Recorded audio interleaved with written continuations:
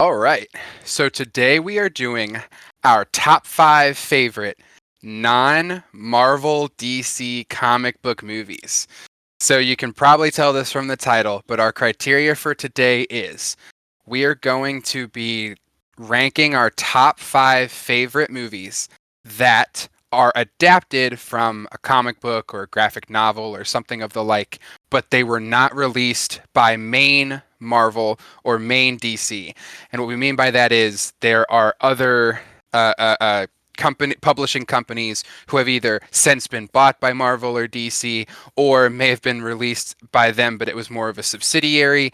But they're not like a Batman or a Superman or a Spider-Man, like not an MCU movie, not a DCEU movie. These are all movies that you'll probably have heard of, and maybe you might not even know were comic books, but they were and then adapted into movies. And so with that, I'm going to go ahead and throw it over to you. All right. Awesome. So, yeah, when compiling my list, I tried to sort of weigh a couple different factors, like a movie that I love that's based on a non-Marvel, non-DC comic, and weighing that with factoring in, have I read the source material? Have I read, the comic or the graphic novel that it's based on, and how much I like the source material, and sort of just balancing those three. So I have a couple honorable mentions, and I'm putting them as honorable mentions because they're movies that I do really like to love, like and up to loving them, but I have not read their source material, so I didn't want to quite put them on this list. As far as the top five. So, for my honorable mentions, one that I know is going to be on your list, Scott Pilgrim versus the World. Um, yeah, I love this movie. It's one of actually only two Edgar Wright movies that I've actually seen. I just think that this is exactly a comic book brought to life. I think Edgar Wright did that perfectly. It's just quirky, it's fun, it's got such a natural sense of humor and just this really good, like, sort of energy that Edgar Wright brings to the screen. And it's also just a testament to how great the cast is. But I have not read the original graphic novel that's based on. I also wanted to give a special honorable mention shout out to Kingsman, specifically just Kingsman, The Secret Service. I'm not a huge fan of Kingsman, The Golden Circle, and I was not a big fan of The Kingsman. But Kingsman, The Secret Service, I love this movie. Sort of very similar comments to Scott Pilgrim versus the World. It's just fun. It's action packed, sort of a different kind of fun and a different kind of action packed for sure.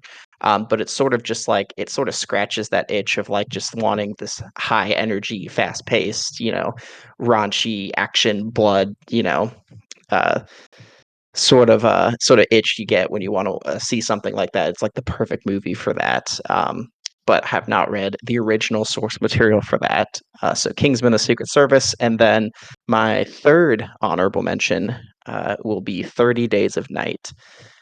So this is a vampire story about a town in northern Alaska where basically for 30 days in the winter there's no sunlight, so vampires just go off on this town of people. It's a great movie, one of my favorite vampire movies. It's got Josh Hartnett in it, which is just sort of like a rarity now because he hasn't acted in much, but he's great in it. It's just got I love the vampires in it. I like the way they work and the way they look and sort of the rules of vampires. And they're just dark and bloodthirsty, and they're just animals. They're not your grandmother's vampires. That's for sure. They're not do or fall in love. They're just trying to hunt and to feed. And that's based on a graphic novel that I do want to read at some point, but I have not. So all three movies that I do love, but have not read their original source material, so I am putting them up in the honorable mention category. Yeah, that's very cool. The I don't want to talk too much on Scott Pilgrim versus the World because spoiler alert, as you alluded to, it's on my list. But the other ones, so I think I've said this before. Love Matthew Vaughn. As far as Kingsman's concerned, um, I absolutely love the church scene in the first movie, and I think Samuel L. Jackson's a great villain. But I didn't personally like love that first movie. I liked it enough to then watch the sequel, which hot take, I know. I actually like the sequel better than the first one. I think it mainly has to do with liking the characters more. The development of Mark Strong's character is awesome. I love Pedro Pascal. I like when they allude to the Statesman. I still want that spinoff, though I don't know if it's ever going to happen. I think that Julianne Moore is a good villain. So yeah, I just the second one for me at least I liked better than the first one, and then I know you hate this one, but I really liked The King's Man. To me, like the first one kind of what was like just a like, maybe like a 3 out of 5. And then from there they got better. It's like the second one 3.5. And then King's Man, I think I gave it like a 4, if not a 3.5. But so it's kind of funny to me that they've kind of just keep getting better. And then 30 Days of Night is a great pick. I actually forgot that that one was based off of comics. So very, very good pull for that one. That's a really good horror movie. Yeah, nah. Well, I guess you'd say we'd talk more about Scott Pilgrim later, so I'll leave it at that. Don't worry, I promise he will appear on my list. So for my honorable mentions, so I didn't mention this earlier because it was kind of just criteria for myself. My co-host isn't really a big manga reader. I am. I also like watching anime, and so I said, "Hey, can manga count?" And since we're never going to do a podcast about favorite manga adaptations, he said yes. But to keep it fair, I put all of my manga movies that I would have put on this list. Um, in my honorable mentions. So just kind of gonna roll through them here real quick. So Pokemon, the first movie. I think a lot of people that are our age grew up with Pokemon. This was like the movie. It's really heart wrenching. It's got a great ending. You know, just whether you watch the show or not, you should definitely watch the movie. It's great. It really puts you in your feels. Then next is Alita Battle Angel. I know this got critically panned, but I actually thought that this was a pretty good movie. It mainly got panned because the adaptation isn't necessarily great, but it was taken in a different way, and I think it worked. And you know, a lot of times with really rich source material, you know, think like Harry Potter, where the movies are pretty dang good, but if you've read the books, people can people can accept that they're not the greatest adaptations. So, you know, take that as you will. I hope this gets sequels one day. I know they want to, but for now, it kind of will just exist, and I did like it. Then the next one is Old Boy. This one is probably most known because it basically created the one long action shot where you see Old Boy in the hallway and he beats up like 80 people all in one shot, and they took him like 6 months to choreograph, and it's just epic. But either the original or the American remake, pretty good, really creepy ending, one of like the weirdest twists you'll see in a movie, which just really drives home the movie. And then the next one, I put TMNT Out of the Shadows just because I needed to pick a movie. I love the Teenage Mutant Ninja Turtles, love the comics, but I've really been more of a fan of their TV shows. I love the 80s show and I love the 2000s show. To me personally, there hasn't really been like the perfect movie. Like growing up, I really loved the 2007 animated one that's just called TMNT. I ended up giving it a rewatch and it didn't stick as I got older, so I'm picking TMNT Out of the Shadows. That one was very fun. I still enjoy watching it enough, but I'm kind of that person who's still like waiting for the perfect TMNT movie. I really am upset that the live action, like R-rated, gritty Netflix TMNT show has just been in development hell for years. That one had me super excited because the original comics are super dark, and so I'm waiting for that like dark, gritty TMNT movie, kind of like when Seth Rogen first announced the Mutant Mayhem, and it was supposed to be like this dark, R-rated comedy, funny thing. And then, of course, they made it a kids movie, which is fine. Like the movie was fine, but I'm still like waiting for that dark, gritty. That's why TMNT I think was the closest one to being my favorite when I was younger, because it was the closest we get to Raph being just like Batman. I guess the best way to put it. Then next, I have Kick-Ass. You mentioned Kingsman. This was Matthew Bond's first adaptation. I talked about it in a previous podcast. I love the first one. I love the second one. One of the best action scenes I've seen in a movie, hands down, is Chloe Grace Moretz at the end of the movie. Matthew Vaughn is like a master of doing action. This is where I first fell in love with Aaron Taylor Johnson. Nicolas Cage is amazing. The casting was done perfectly, and yeah, the fact that Chloe Grace Moretz was like 12 or whatever when she did this is just insane. So yeah, props to that movie. And then number 6, the like honorable mention of honorable mentions. So one of my favorite animes is called Kuroko's Basketball, and the I'm a huge basketball fan, and this is like the movie that wraps up the anime. So essentially, the way that the anime works is there are these five people who were a part of this legendary basketball squad, and each player had like one skill that was just better than anybody else. So it's, skills from basketball. So the one guy is a super passer, the one guy never misses a shot, that kind of stuff.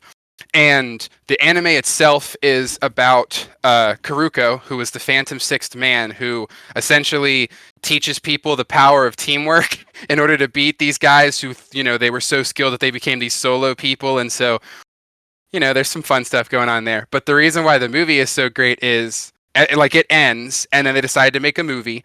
And the movie is all of these people who Karuko has just beaten end up coming together to form a team to represent their nation in like this gigantic tournament where they're essentially going from high school to playing these pros.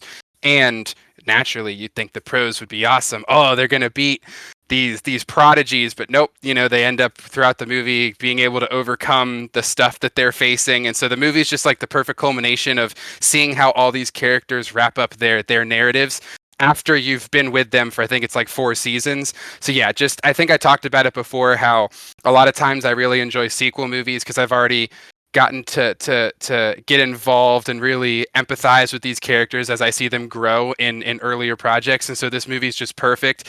It puts a perfect bow on the franchise, and I wanted to give it a shout out as my number 6.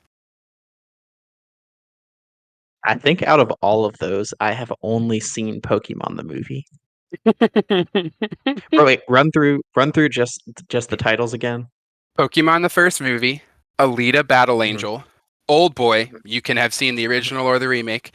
TMNT, you could have seen the animated or Out of the Shadows. Kick-Ass 1/2, and then Kuroko's Basketball Last Game. Yeah, I've only seen Pokemon the movie, Okay. believe it or not. It's a good one. I'll give you that. That's a good one. I was never a huge Pokemon kid.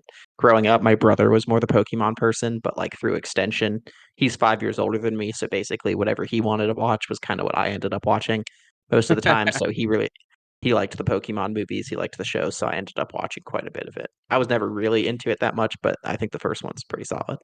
Yeah, That's I think that echoes it perfectly because I was never a Pokemon kid. I was a Yu-Gi-Oh kid. I never watched the Pokemon show. I think I played one game, but this movie's just was just fun as a kid. That's yeah. I kinda wanna rewatch it just to see how it holds up because I remember it being, like, really emotional, like you said, like a very sad movie. Because I can still remember that ending, Yep. and so, like, yeah, I'm wondering if that holds up. Yeah, that's what I want to rewatch it as well. So maybe we'll do a watch party. The did the movie the it was like the movie came out after the show had premiered, right? I'm pretty sure.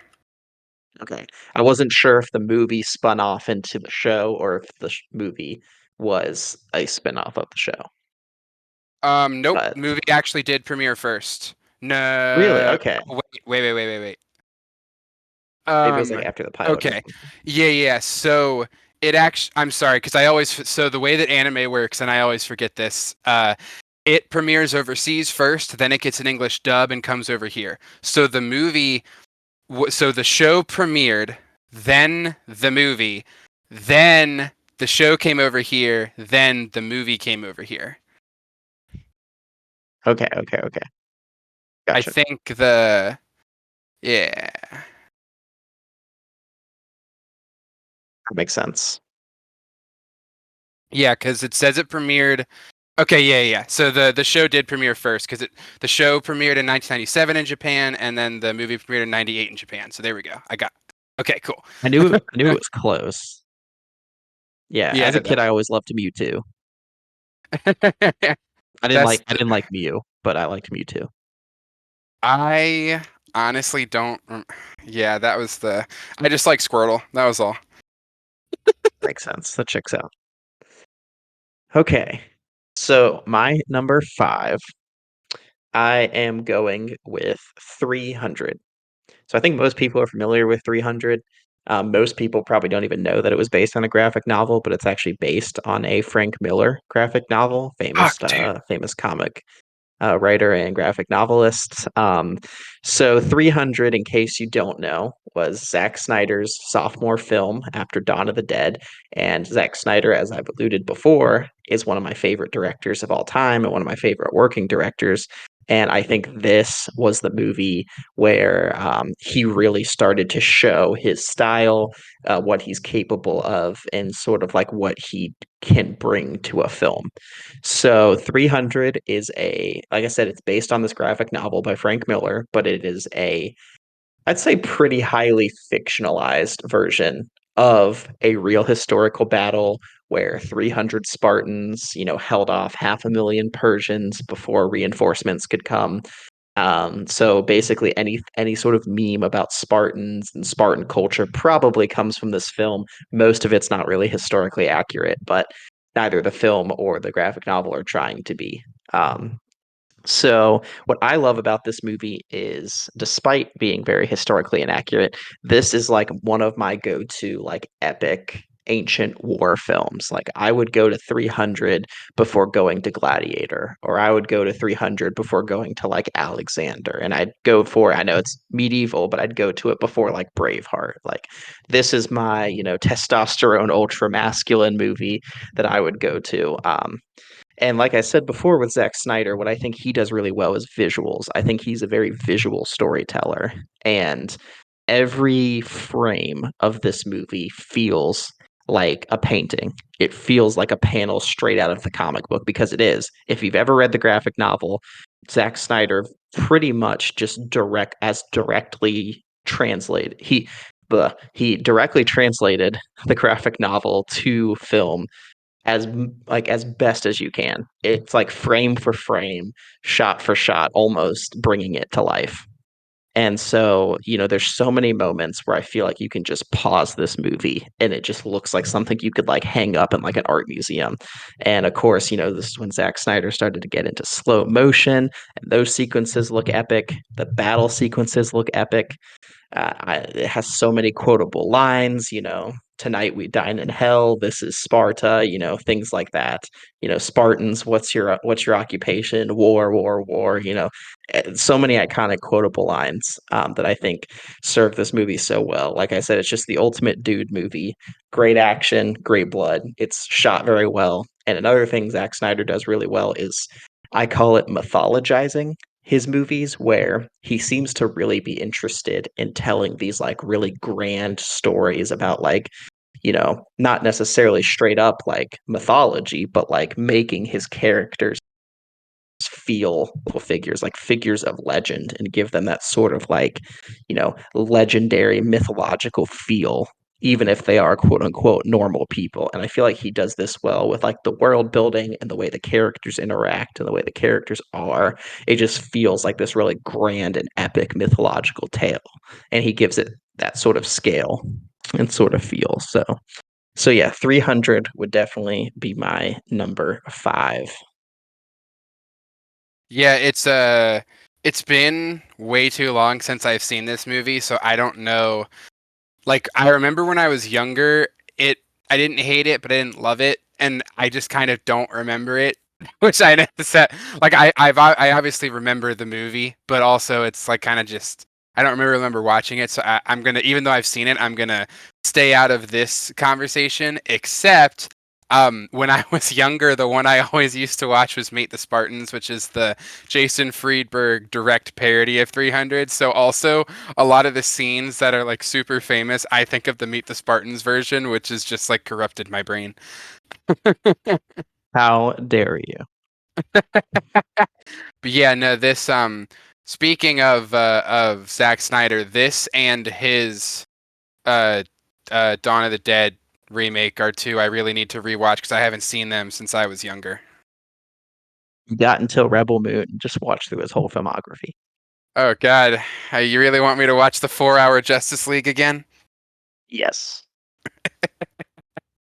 Um, okay, so moving on to my number 5. The so I went with 2013's RIPD, which stands for the Rest in Peace Department. And this movie, when it came out, was critically panned. Everybody said it was absolute dog water. And looking at it, it's got 12% on Rotten Tomatoes. So, that it's not like one of those movies that I think, changed over time, like an M. Night Last Airbender.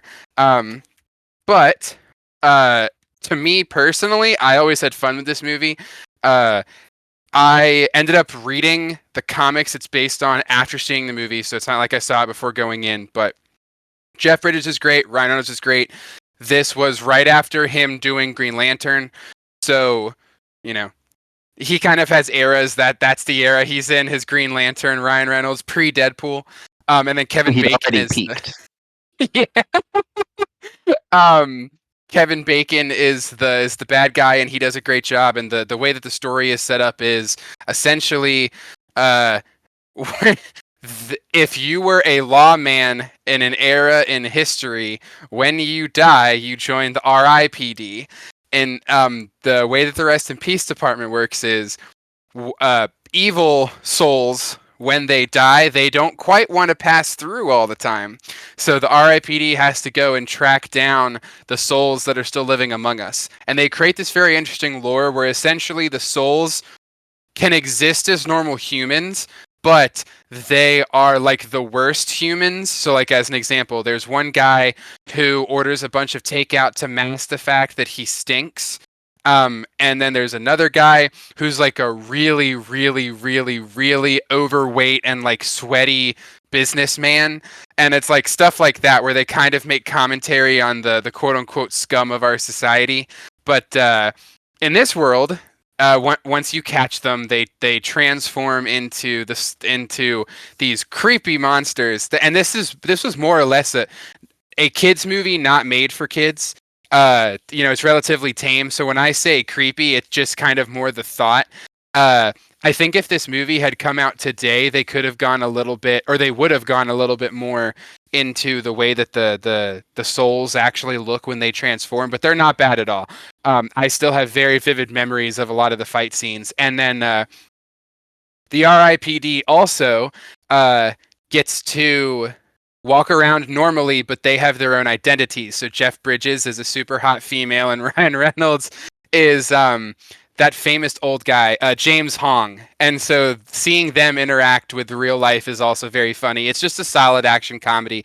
They ended up making a sequel, which is technically a prequel because what we find out is so Jeff Bridges was a lawman in the Wild Wild West, and he's been a member of RIPD forever. And so the RIPD 2 is actually a prequel, which shows a young Jeff Bridges in what happened when he was murdered and solving his crime. And I need to watch it. But yeah, this one's just really solid. I liked the comic after reading it, and I kind of just when I felt like I needed to put it at 5 just because this is one of those movies where objectively speaking it's probably not good, but I just have a lot of fun with it. I could definitely just sit down and watch this, turn my brain off, and it'd be a fun little afternoon. So yeah, number 5 is R.I.P.D. Oh, and also Jeff Bridges and Ryan Reynolds have really good chemistry. I never saw this movie, but I've always been meaning to. I distinctly remember seeing trailers for it, both on TV, like, and in movies that I'd seen prior. And I can't remember what happened. I'm getting like vague memories of like wanting to see it, but then like I just never found the chance to go, and it just slept through the cracks. But I do remember like watching this trailer and really being interested. But it sounds like would be something very up my alley. Like you said, like a fun, like turn your brain off, just sort of enjoy sort of movie. So yeah, this is definitely one that's up there. I For some reason in my mind I like equate it with like Jonah Hex, Yeah, which no, yeah, 100%. Because I actually don't know if they came out in the same year, but I do the exact same thing. Um, no, okay, they came out 3 years apart, but they're basically the same movie. Not literally, it but they are. yeah, it just seems like that era of like the big studios churning out like these not so good, but maybe just like turn your brain off and enjoy like like IPs and properties. Just sort of like that early 2010s era was really the peak of that.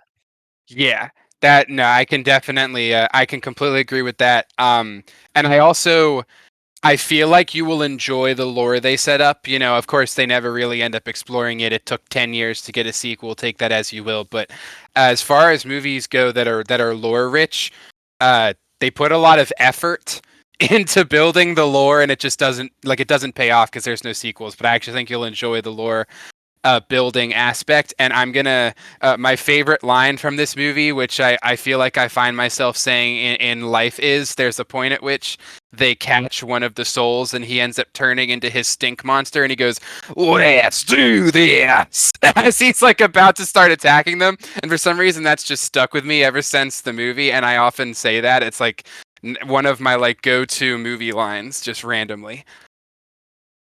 I'm gonna try and check it out at some point. Definitely that list for sure. Okay, so my number four, sort of somewhat similar, like generally somewhat similar. So this is my number four where I really I'm kind of cheating and I'm putting a whole trilogy, but I really like these movies. I have not read the source material, but I'm violating my rule a little bit just because I really like these movies so much.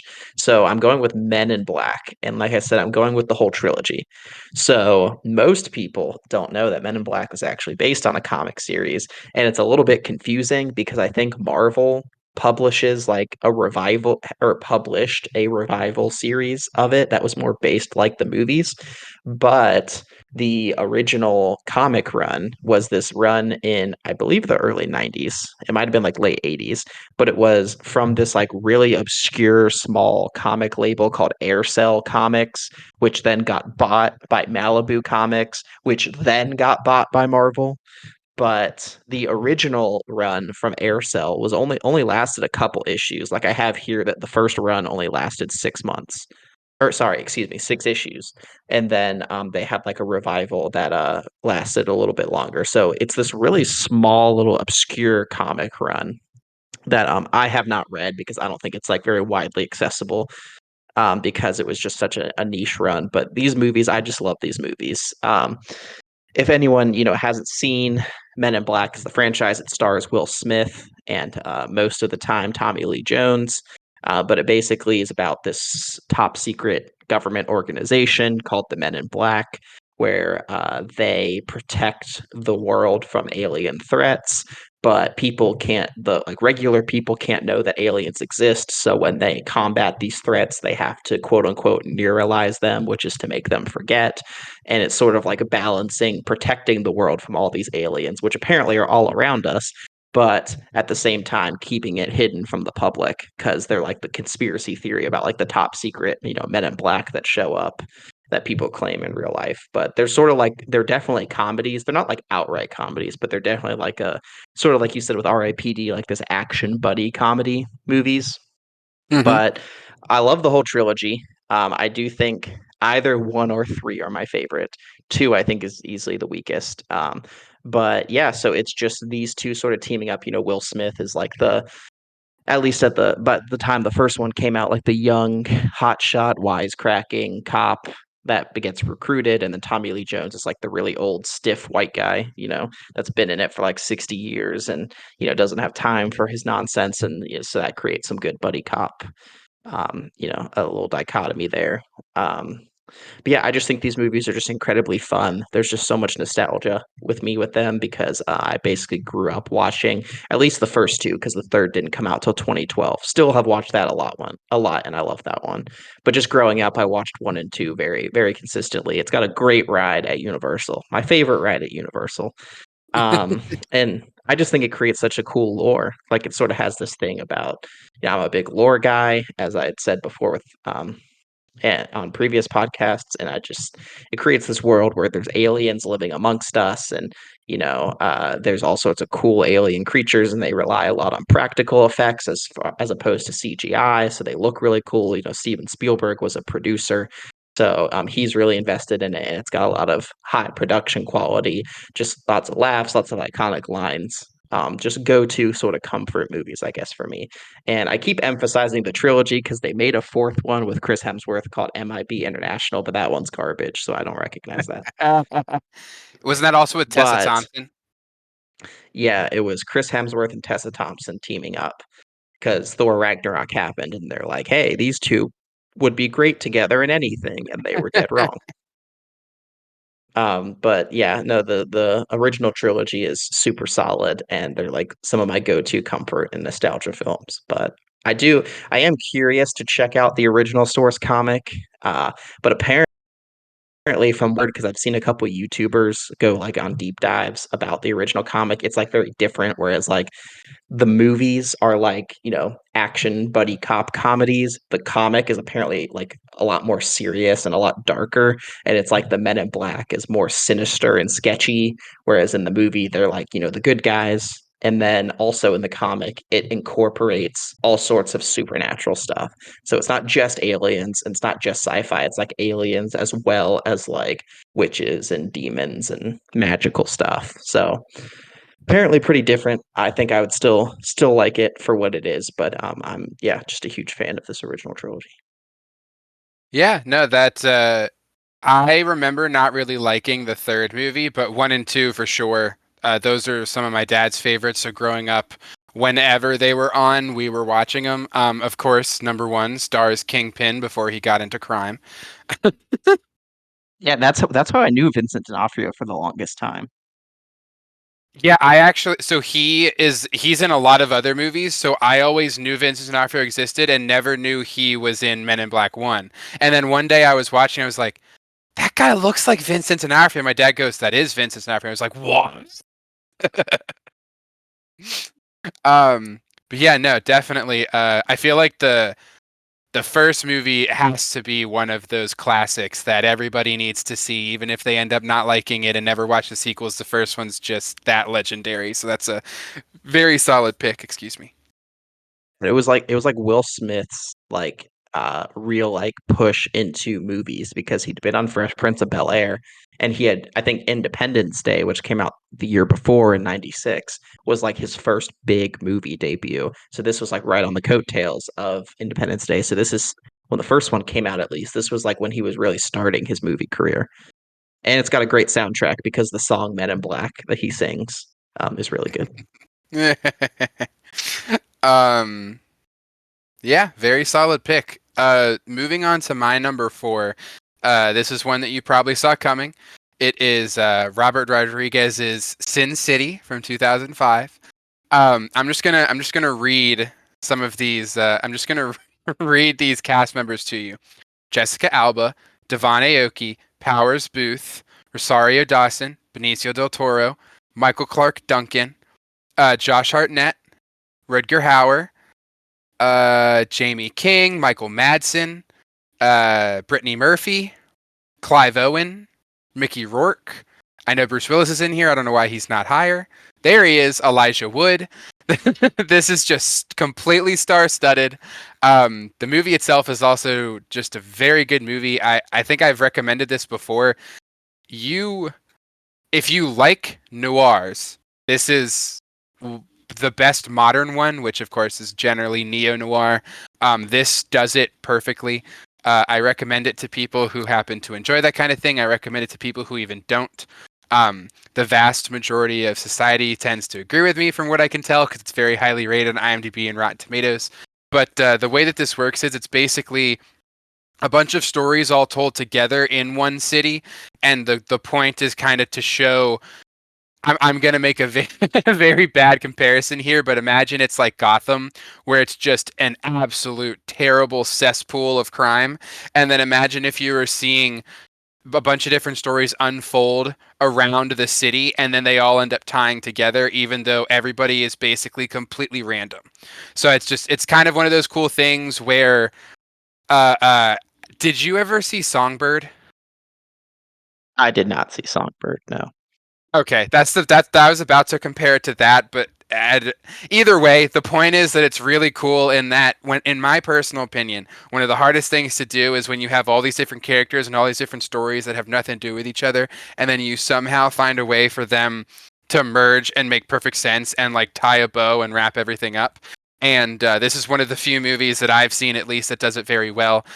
All the actors are great. The writing is done very well. Frank Miller was brought on to write, and he also helps Robert Rodriguez direct. So they kind of did it in union together, which is just awesome because Frank Miller and Alan Moore, who I'm sure we'll get to later, are essentially two of the kings of comics. Most of the most well respected, most well loved, most famous comics written of all time were either written by Frank Miller or Alan Moore. And so I love the fact that Robert Rodriguez was nice enough to be like, hey, I'm not just going to adapt this, I'm going to bring you in. I'm going to let you bring your vision to the big screen. That way, it's exactly as you imagined it. And I think that that's just perfect. It's not a complete shot for shot, like you said, for 300, but they do it as well as I think they possibly could to make it a movie.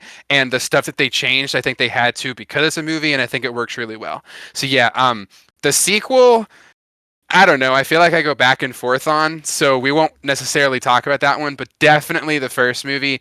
If you're willing to sit through it, because it is a little bit of a, it's weird because there's a lot of action, but there's also a lot of very slow, a lot of drama, a lot of like character interaction. They fully go into like the way that noirs used to be told, so you kind of have to like that style of movie. But if you do, I highly recommend it. And so number 4 is Sin City. I've not seen this movie. I've not read the original graphic novel, so I can't comment too much. I just know that this is one that I've frequently heard that I do need to check out. Especially if you like 300, because if I'm not mistaken, Frank Miller did that one as well. So I'm sure you'd It like his is. graphic, his style. Yes. Speaking of weird comparisons, since I brought up Jonah Hex earlier, this sort of reminds me. Have you ever seen that movie, The Spirit? Yeah, That just seems like I don't think that made your list, did it? no, the spirit's not on my list. Okay. That just sort of seemed I always like mentally put those two movies together. It's because I don't know. the spirit's also designed to be a sort of noir, so it's completely understandable that they would be lumped together in your head. Um, yeah, no, I hadn't that's a seen fair that one comparison. either. Yeah. I hadn't seen that one either, and I don't know if it's like the DVD is like together or something, but like in my head, I always like put those two together. Yeah, no, that's a completely fair comparison. This, I feel like the people probably saw Sin City and were like, "All right, our term to make a noir." I'm actually surprised that the neo noir style didn't really stay, just because I think it's a really cool way to tell a movie. Like the whole point of the neo noir is the narrative device and the way that the cinematography works. So it is different from the modern movie, but it's very cool to me, and I'm surprised it didn't stick. Like I feel like we saw a bunch of noirs in like the mid to late 2000s slash 2010s ish, and then we just haven't seen any since. Yeah, no, I agree. I feel like that was like the period since we were speaking of like RIPD periods before. It's sort of the same period where yeah, those were like super big. I feel like that sort of genre. So I totally get that. Um, okay, my number three, another one that we probably have in common. I am going with V for Vendetta. So yes, so V for Vendetta. This is one. I'd say one more, probably for my number one too. So for this one, it's not the only one, but this is one where I probably do enjoy the graphic novel better than the movie, but I think that they're both really good. So like you said, Alan Moore is like one of the graphic novel people, and this is one of his most famous ones. Notoriously, he doesn't like his adaptations, but I personally just think if he got over himself and actually watched them, then he would probably think that they're very accurate. Because in the case of V for Vendetta, it's not directly the same. They do change some stuff, kind of substantively, but in general, I think it's very accurate. But yeah, V for Vendetta is this dystopian future in Great Britain where this government party, this like mono party, has taken over the government, and it's like this controlling, authoritarian fascist regime that controls a lot of aspects of the personal lives of the citizens of Great Britain. And Hugo Weaving, which there's a lot of interesting behind the scenes of this movie where it's like there was another guy who was playing V before Hugo Weaving, and he is the one you actually see on screen the most, but Hugo Weaving like came in halfway through production and did voiceovers of all the lines, even though he's not really in the V costume that often. I don't know if you knew that or not. No, I did not know that. I thought that Hugo Weaving did the entire the in wait, when's the last time you saw V for Vendetta? Uh, 2, 3 years ago. You remember when he's torturing Natalie Portman and we just continuously see the figures in black? Yes, I do. You can 100% tell it's Hugo Weaving's face. So that's the only time you ever see his face not in the mask, and so I always just assumed that it was all Hugo Weaving. When going into the movie before I had first seen it, I thought that Hugo Weaving did the voice, but they had a different like stunt actor do the actual stuff. So that's what I had thought, but So yours sort is more of. interesting. Sort of, because someone did most of the motion work in the mask, but had also provided voiceover. And then something happened and he got fired. And so they brought Hugo Weaving in to fill the rest of the scenes, but then he had to go back and redo the dialogue with the voice. So for like half the screen time, it's just Hugo Weaving's voice over someone that's not Hugo Weaving. Interesting. Um, but anyway, regardless, Hugo Weaving, we'll just say Hugo Weaving, plays this character called V, who wears the iconic anonymous mask, the Guy Fawkes mask. He calls himself V, and he is sort of like a freedom fighter, liberator, leading this underground resistance to overthrow the government. And he teams up with Natalie Portman's character, Evie. And yeah, this is just, I think I always love like, political thrillers and conspiracies and stuff like that. And I feel like this is a movie that's like a political thriller and an action thriller just combined for like the best of both worlds, where you have a lot of the political commentary, you have a lot of the, government issues being exercised on screen and worked out on screen. But you also, have a lot of great action sequences that's choreographed really well, incredible stunt work, especially because V likes to use blades. And I think that he uses like the knife work is like insanely good. It just has such an interesting world. I'm going to keep you lore, but it has like really interesting lore to the world. It makes you want to sort of learn more about like how did this world get this way? Where did V come from? And they do kind of tell you. They still leave a lot open, but they still tell you enough to be satisfied. But yeah, it's a very clever movie from Alan Moore's part, where it's one of those movies where like the political commentary is very heavy-handed, but it like works. It's not trying to be subtle, and most of the times when movies do that, they fail. But I feel like Alan Moore is just that specific kind of person where he can make a movie overtly politically messaged, but still pull it off like excellently. So yeah, and I just think the outfit's iconic. I love the mask. I love how it represents. Like I said, it is different from the graphic novel a bit. Um, but yeah, no, V for Vendetta is up there. I do have I do have one of the masks, and I do just occasionally wear it because why not? Um, Remember, but remember the 6th of November. the fifth. 5th, crack. In my head, I even thought 5th, and then my mouth said 6th, and I was like, ah, you idiot.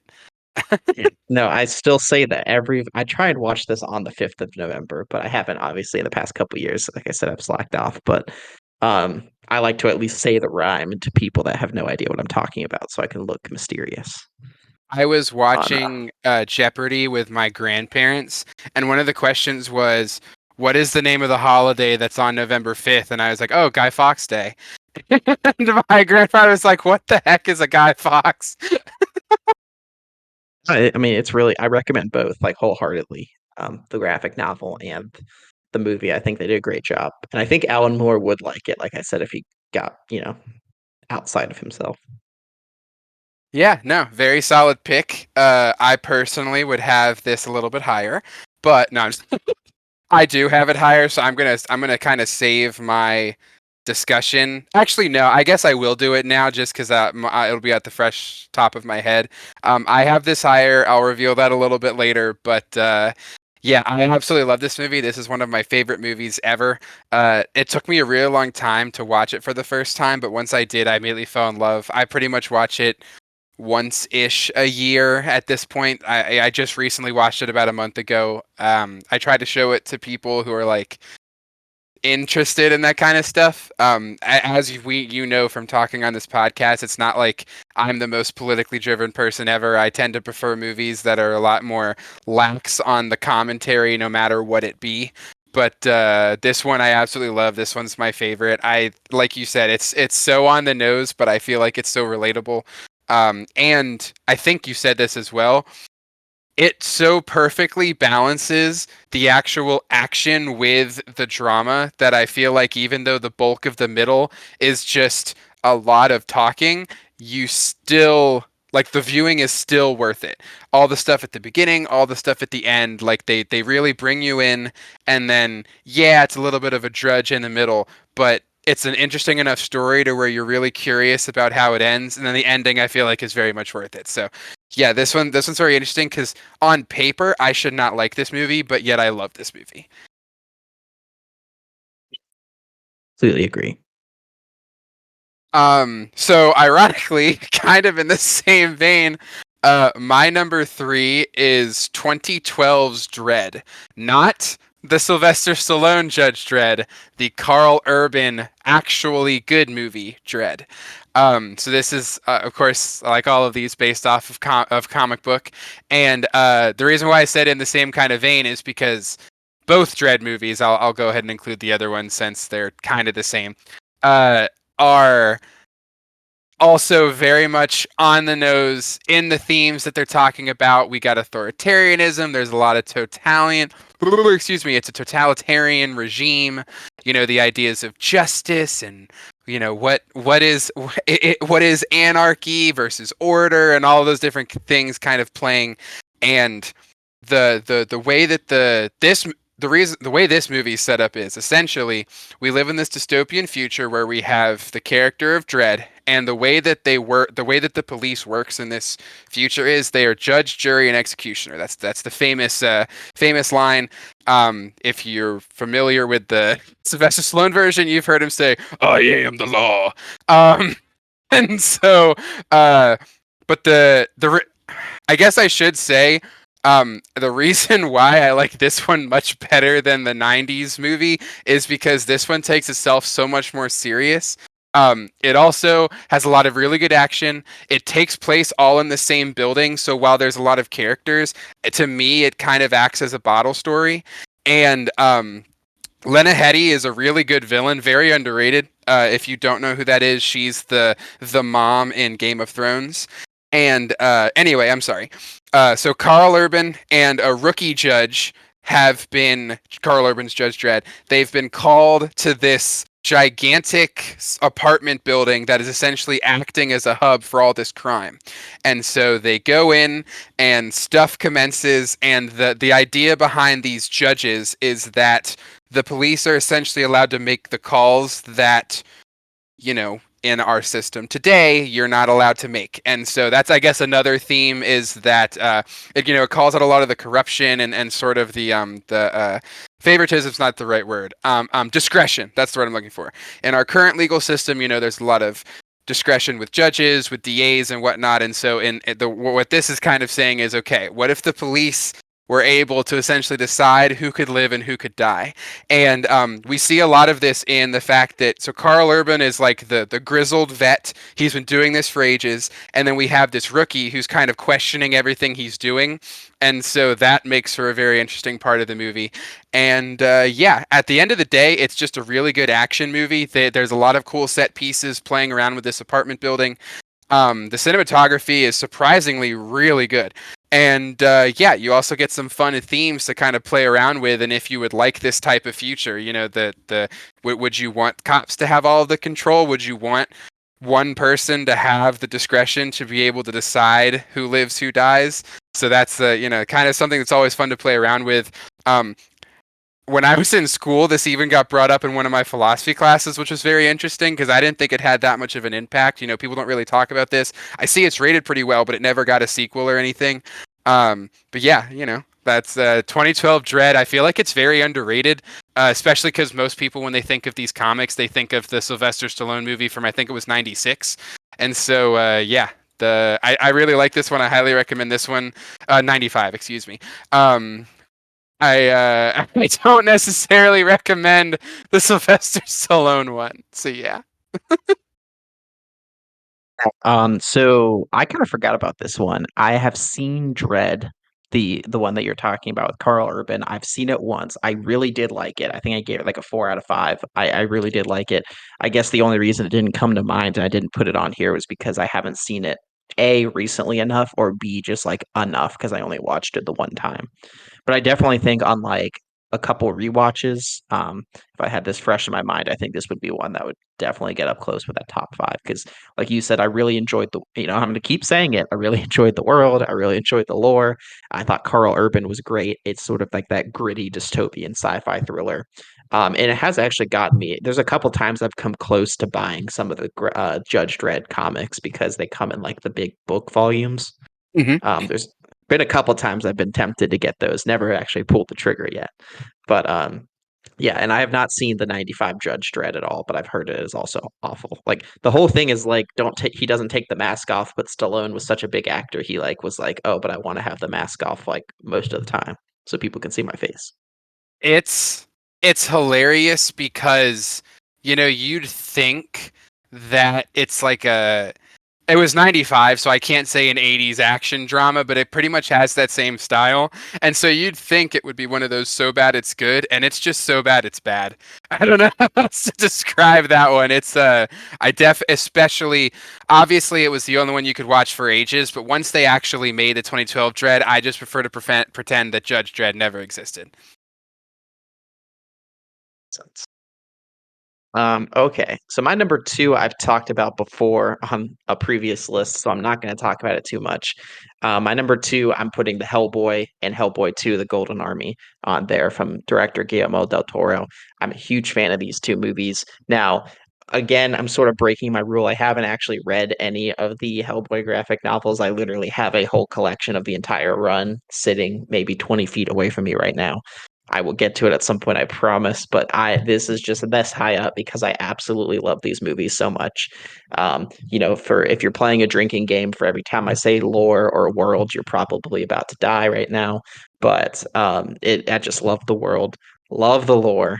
I just think Guillermo del Toro was the perfect director to bring this to life, where it plays out like a gothic, twisted horrified um, fairy tale, just with the way that he does fantasy and horror and combines them.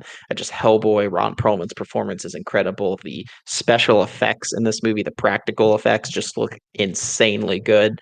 Especially Ron Perlman as Hellboy, where it's all practical makeup. It's all just makeup and prosthetics. And I think that he's great and his character super compelling. I'm just putting these both together. I do enjoy Hellboy 2 more, The Golden Army. But yeah, so I've talked about that in a previous video, but yeah, huge fan of these based on Dark Horse comics. Dark Horse, if you don't know, is like I'd say probably I don't know the exact numbers. It's probably third to Marvel and DC, I would imagine. They seem still pretty big, but they don't do like superheroes really. They do more like, horror comics or like fantasy or like, things like this, things like Hellboy. So, um, yeah, don't want to talk too much about it because I've already talked about it, but I'm putting Hellboy and Hellboy 2 at my number 2. Yeah, that's interesting because I never really thought about it. I would tend to agree with you in that it would probably be Dark Horse. I know Image Comics is another one that's probably up there, but I feel like Dark Horse might have more notoriety. So yeah, that one's interesting. Yes. And I do enjoy the David Harbour one from 2019 with Neil Marshall, who directed The Descent, actually, and Dog Soldiers, two very good British horror films. He directed that one, and I thought it was actually quite good. Now, there was a lot of studio interference, there was a lot of problems with the final cut, and it's one of those where the original vision was so much better, and so it lost its chance at becoming, a franchise with its own sequels. But I also enjoy that one as well, just not as good as these two. So just out of curiosity, because I feel like we say this a lot, we always hear that the movie had so much involvement from higher ups that changed so many things of somebody's vision, and then what's released is terrible, and we never get to see anything else from it. Is it just an instance where, because those are the most memorable, we remember, or have there been instances where the higher up said, "Oh, this is terrible," they meddle, and then it actually works out? Because I feel like it never works out. Yeah, I don't know personally of one where it's worked out. No. So, see, moral of the Um, story is if you hire a director, trust his vision. Yes, yeah. I mean, even David Harbour would be the first to tell you.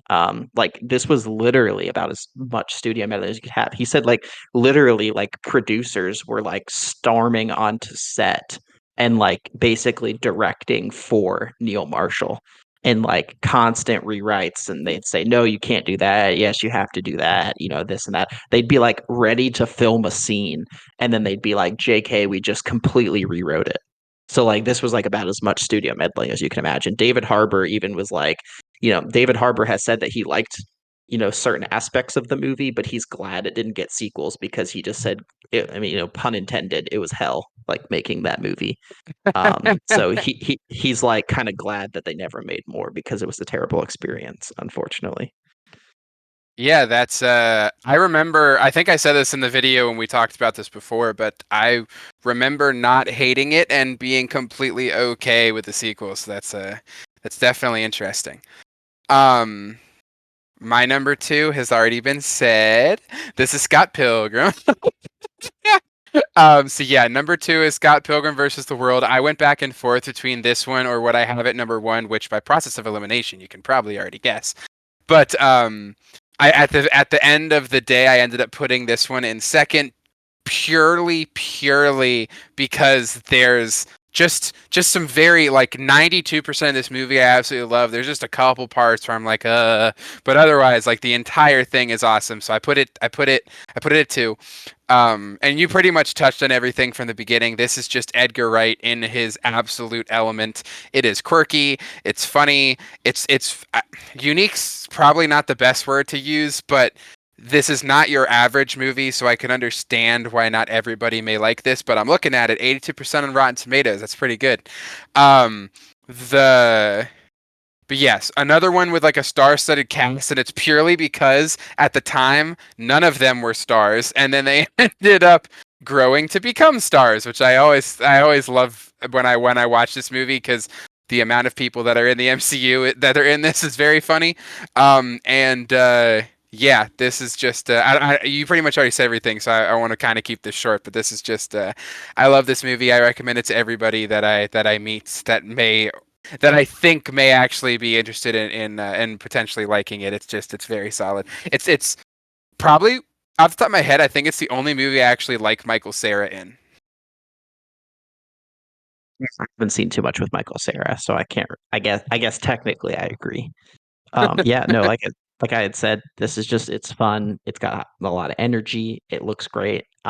It feels like a comic book brought to life. It's wacky. It's crazy. All the good things and really, really funny. So yeah, no, I definitely agree. And yeah, it's got so many. I rewatched it. It came out on 4K, which the 4K looks incredible. It came out on 4K like a year or two ago, and so I rewatched it when that came out, and I hadn't seen it in a while. And yeah, it blew me away how many like famous people are in it. Like you got Chris Evans, you got Brandon Ruth, you got Brie Brie Larson. Larson, even. That Yep, one's the one that exactly. shocks me the most. And there was the guy who plays like the seventh boyfriend. Isn't he like a famous YouTuber from like the 2000s? Or am I getting Ooh, that completely wrong? I thought it was like I Kasim G or something. I don't I don't remember off the top of my head. I always think of Chris Okay. Evans, Brandon Ruth, Brie Larson, of course Anna Kendrick just randomly. Uh, Right, Anna Kendrick. Yeah, that's another great one. Mary Elizabeth Winstead, Aubrey Plaza, Bill Hader's in this. It's just Aubrey Plaza. Yeah, there's just so many random. You watch it now and you're like, oh my gosh, this is full of famous people. I forget because it was one of your honorable mentions. Did you give the rundown of the general synopsis? I did not. If you want to go Okay, ahead. so yeah, real quick, since I know we kind of give that treatment to the ones on our list. So Scott Pilgrim, played by Michael Cera, is just your average Canadian child. No, okay, I shouldn't say child. Your average Canadian man. He has a band. He has a girlfriend. Everything is going good in life until one day he meets Ramona Flowers, played by Mary Elizabeth Winstead. He falls head over heels for this random lady who essentially says, if you want to date me, you have to defeat my 7 evil exes. Oh, wait, the seventh boyfriend is Jason Schwartzman. I just realized that. Um, so I don't. He's like a famous actor. I don't know if he was a. think there was a YouTuber somewhere in there, but it's a Okay. moot point at this point. Yeah, no worries. I just realized that once I said Seven Evil X's because I remembered Schwartzman was the final, and so that's kind of the gist of it. It pretty much becomes like a video game in real life, where when he defeats them, he gets coins, but they play it off really funny because it's supposed now it's live action. It's not a game or book, and so yeah, it's very fun. Every boyfriend you're pretty much gonna know every boyfriend has something really weird about them. And yeah, it's just a fun movie. But that's the if you ever hear someone make jokes about the Seven Evil X's, that's Scott Pilgrim. Have you watched that new show that came out? It's like Scott Pilgrim. I forgot what it's called, but it's Yeah, like I started. I haven't finished it. It's essentially an animated version of the comics. So if you've seen the movie, there's no real reason to watch it unless you want to see. They've never done an animated version of the comic. They've only ever done the live action. So somebody just decided to do an animated version. It doesn't necessarily add anything new to the story. It's just or I'm sorry, it adds new stuff to the movie because when the adaptation leaves out a lot of stuff, but it's just a comic adaptation, so it's just generally speaking the same thing. and like all the voice actors pretty much came back, right? Yeah, if I'm not mistaken, I think so. Okay, yeah, maybe I'll check that out. Let's Okay. see here. Yep, looking at it right here, it looks like they all came back, which is honestly even crazier of a feat now that it's 13 years later, because we I just agree. talked about how many famous people are in this. I think it's been in development for a long time, so that probably contributed. Okay. So that makes sense. Okay. So my number one, my favorite graphic novel of all time, my favorite comic book of all time, and one of my favorite, not just comic book movies, but one of my favorite movies of all time. I'm going with Watchmen. So Watchmen is another Zack Snyder production, one of his best movies as well. Of course, according to me, a lot of his movies are great, so that's pretty high praise coming from me. But I think this is another amazingly faithful adaptation of the graphic novel that is very much page to screen, again, like 300, but it also changes some stuff where I actually think it's better than the graphic novel personally, which is kind of a hot take even amongst people not named Alan Moore. So Watchmen is an Alan Moore comic from the 80s. It's essentially set in an alternate future of 1985, so it's kind of weird to say at the time when it was written. It's set in 1985 in an alternate future where superheroes have basically existed since like the World War II era in the 40s. And so there was this, elite group of superheroes in the 70s called the Watchmen, but there was a bunch of political, outrage and, vigilantes versus, law enforcement, and the public started to turn on superheroes. So they basically retired. But in 1985, when the story kicks off, someone is killing off the old superheroes. So they kind of have to like sort of get back together and figure out what's going on, sort of. But there's a lot more pieces at play there. So this is just like we were talking about V for Vendetta. Me personally, I think this is like an incredible political thriller. I think it goes into that even better when it comes to the commentary of the world because it talks about vigilantism, government oversight. What does it mean to be a hero? It's really deconstructive of heroes. Just in general, like the superhero genre, it's one of those things where it inspired a lot of like comic book stuff, but Alan Moore wrote it to like criticize superhero stuff. But yeah, $1 million word for the night. The lore is great. The world's great. It has a whole alternate history about like things that have happened since the 40s and how like, how would the Vietnam War have been different if superheroes existed then? How would, the Nixon administration been different if, superheroes existed? And I think it just does that really well. And it creates this sort of like intriguing mystery at the core premise about like who's the bad guy here, who's killing these people, these former superheroes, and what do they know? And there's just like a huge unraveling of mystery and clues. It includes such great characters like Night Owl. I'm a huge fan of Night Owl, played by Patrick Wilson. This was like my introduction to Patrick Wilson, and he's great. He's one of my favorite actors. I think he's great in this. Jackie Earl Haley is incredible as Rorschach, one of the more iconic characters, I guess I'd say.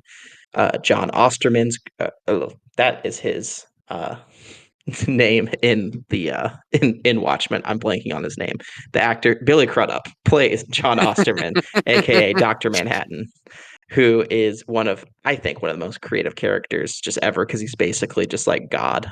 And yeah, it's just very philosophically insightful. It looks great. It creates like a cool universe. It's got a really cool look and a really cool vibe, interesting characters, political intrigue, and of course, Zack Snyder has to throw in some slow motion and some really beautiful shots. So yeah, Watchmen, I love it. There was a show in 2019 on HBO that's a sequel to the graphic novel, so it's not canon to the movie because the movie notably changes the ending. So the show is canon to the graphic novel, but that one I also thought was quite good. I wouldn't put it on the level as this adaptation, but yeah, 2009's Watchmen I would put as my number one comic book movie, not Marvel or DC. Yeah, this one's very interesting because I remember watching it when I was younger, and I do remember liking it. But I feel like this is one where if I rewatched when I was older, that I think I'd like it more, and I just haven't done that. So for me, I know everybody always says this is one of the best, but I never really put it up there. But I feel like if I was to rewatch it, I would. And so I've had it on my list for a while to do a rewatch. Um, but yeah, no, that's I pretty much I assumed that this would be number one, so no surprises here. Very very solid pick. I feel like if you were to ask most people what their favorite comic book movie was that wasn't Marvel or DC, they would say Watchmen. I think it's that popular, if I'm not mistaken. It's funny. My first introduction to Patrick Wilson was as Raoul in Phantom of the Opera. Dude's got some pipes. So I saw that first, and then I was like, "Ooh, Patrick Wilson's a superhero." Um, and yeah, I remember because I watched this when I was a kid, so I'm sure also a lot of the themes and stuff just went way over my head. But I had like this infatuation with Dr. Manhattan. I just thought he was the coolest person, which I don't remember if that's a good or a bad thing. But in a little like 10-year-old's brain, I absolutely loved Dr. Manhattan. Yes, no, yeah, Doctor Manhattan's up there as like one of the best characters I think in fiction.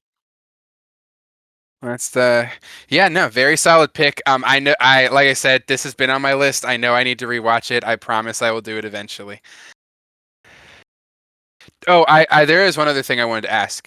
Um, do you think that this is real quick before I ask, 'cause there's one other thing I was going to say. This is also the movie, and this is going to sound funny because you've seen it. Whenever I think of Jeffrey Dean Morgan, I think of this movie. I know he has been a main character in a million other things, but for some reason, my Jeffrey Dean Morgan movie that I always go to is Watchmen. It makes sense.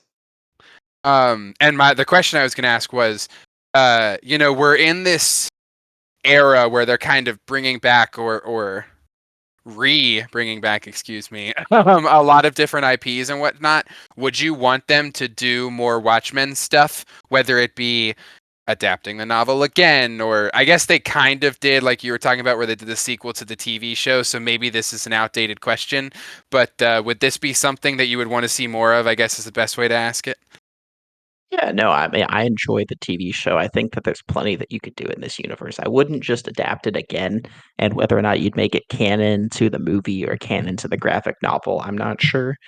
But um, yeah, I think that there could be definitely some interesting stuff, maybe as like a prequel, because obviously, like I said, this picks up like after they've retired. So there's something that you could probably do like during their heyday, maybe, back a decade or so. There's stuff afterwards. Like I know that the show followed up the universe, but like you could kind of just do that again, maybe canon to the movie and how that ends and do like 20, 30 years later. Yeah, I just think that there's a lot to do there. I wouldn't count anything out. Except maybe like a total reboot. I don't know if I'd want just another adaptation again. Okay, all right. So like I said, with Process Simulation, you could probably tell that my number one was going to be V for Vendetta.